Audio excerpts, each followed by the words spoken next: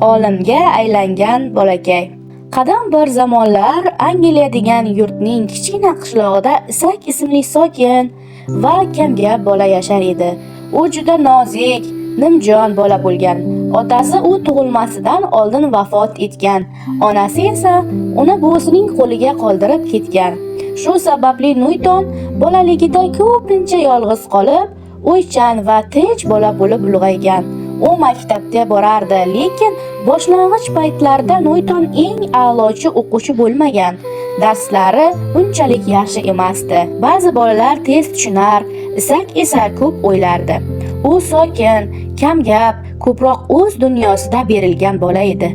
Shu sabab uni ba'zan masxara ham qilishardi. Bir kuni sinfdoshlardan biri Isakni itarib yubordi va kulib, "Sen baribir hech kim bo'lmaysan", dedi. Isakning ko'ngli juda og'ridi.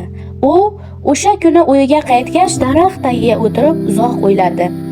Agar hozir taslim bo'lsam, bu gaplar rost bo'lib qoladi, lekin agar harakat qilsam-chi?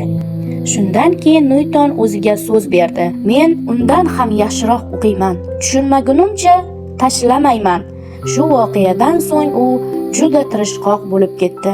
Ko'p o'qidi, darslarni chuqur tushunishga harakat qildi. U darsdan keyin kitob o'qirdi, savol berardi. Asta-asta u tushunmagan narsalar ochila boshladi.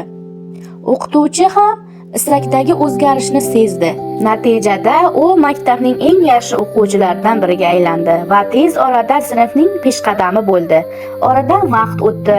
U shamol tegirmonlari, mexanik o'yinchoqlar va kichik asboblar yasab, ularning qanday ishlanishini tushunishga harakat qilardi.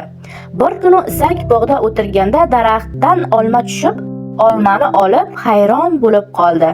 Nega u yon tomonga emas, pastga tushdi? Bu oddiy savol uni katta o'ylarga boshladi.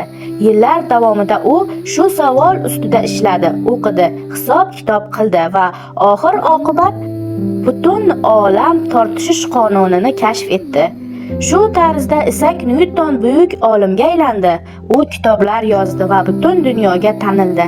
Ammo u hech qachon bolaligini unutmagan.